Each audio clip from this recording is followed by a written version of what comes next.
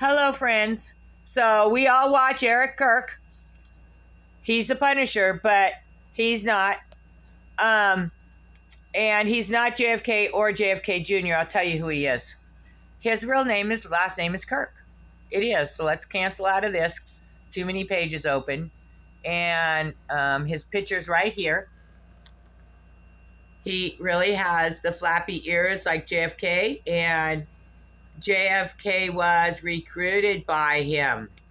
Okay? Let's read. He was born October 30th, 1888, and died October 15th, 1963. Same time as JFK. Coincidence? So, he literally was at D-Day.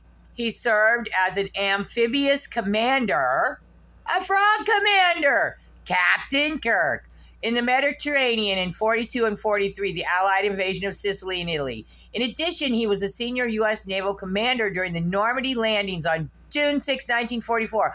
Oh, you mean the ones Q calls D-Day? Embarked on the heavy cruiser USS Augusta, and as Commander U.S. Naval Forces France during 1944 and 45. He retired from the Navy as a full admiral in 46.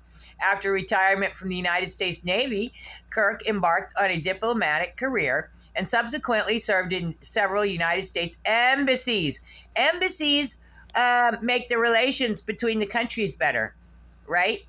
Okay. Beginning with the combined postings of U.S. ambassador to Belgium, U.S. envoy to Luxembourg, resident in Brussels, Belgium.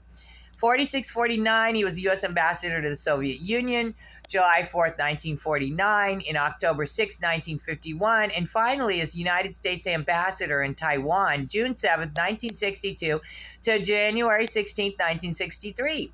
Admiral Alan G. Kirk took his post as the second president of Amicom Lib in February 1952 as a former U.S. ambassador to the Soviet Union to make relations better from the Bolsheviks. He oversaw the recruitment of emigres in New York and Munich, a group that would later form the core of Radio Liberty's staff. Less than a year after taking office, Kirk was forced to resign due to poor health. Also in 52, why do they always make the conservatives go away? Biden is in poor health. He's still there. They've been doing this since the 50s. We're sick of it. He served briefly as director of the Psychological Strategy Board, which planned for and coordinated government psychological operations. All right, so cancel out of that.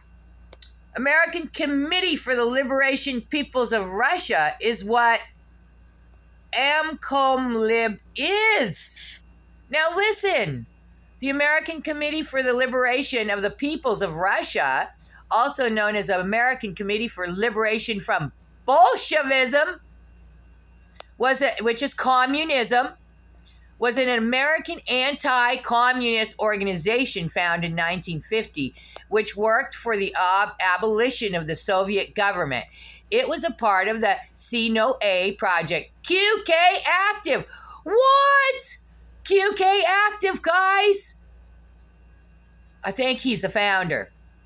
The first chairman of Amicom was Eugene Lyons. And there's Eugene Lyons. He was a Russian-born American journalist and writer. Really? Okay.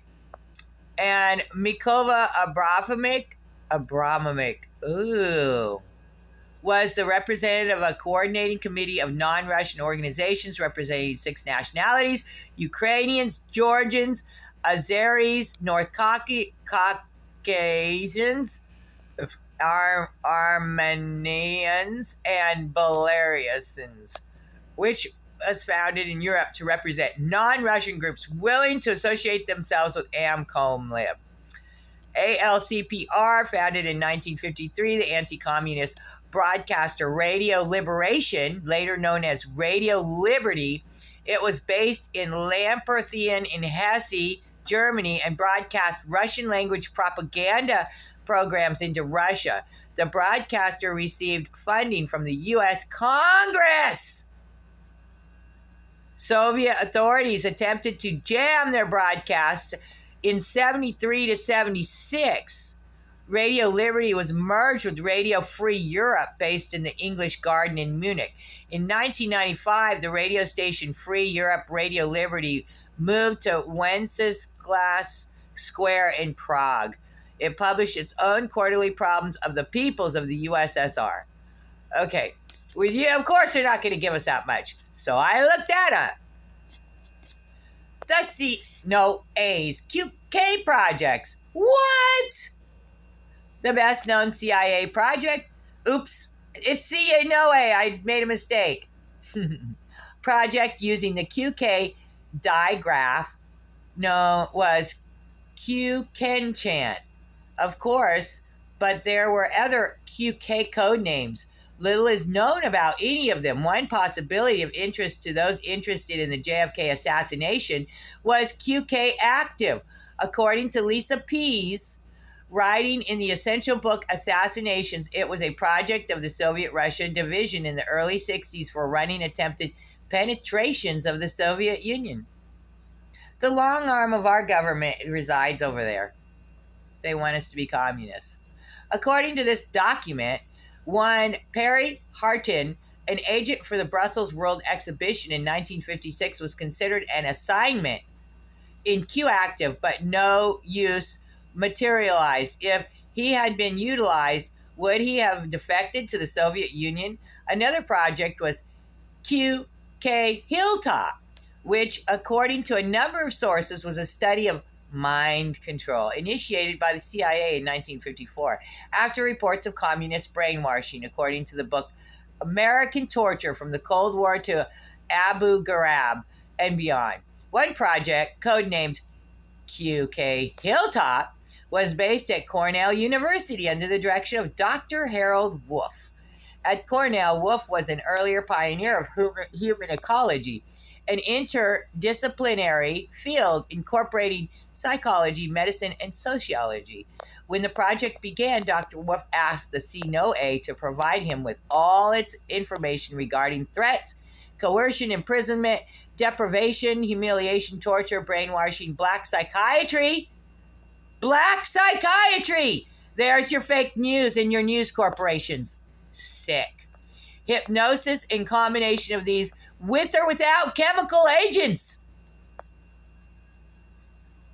It appears that a number of C-No-A files on QK Active are available for viewing at the National Archives.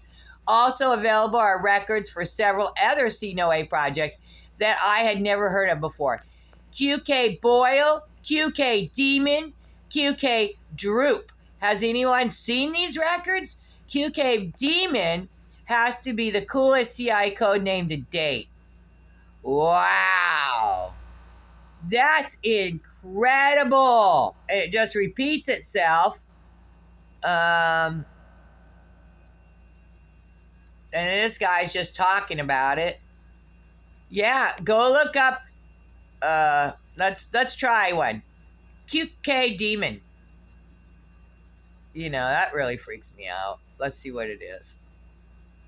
QK Demon. I didn't know any of these projects were around.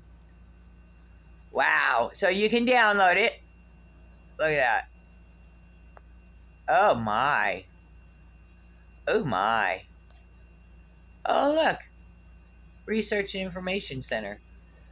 QK Demon, formerly umpire educator, 1949 to 50, was a psychological warfare project and provided the production and dissemination of covert propaganda against the Soviet Union and its satellites using radio broadcasts and printed material.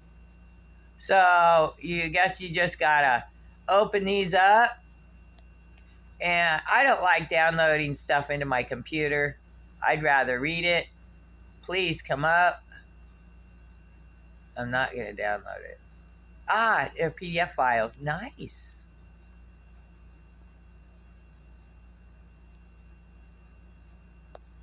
Oh, get a gander at that sucker. Secret policy coordination.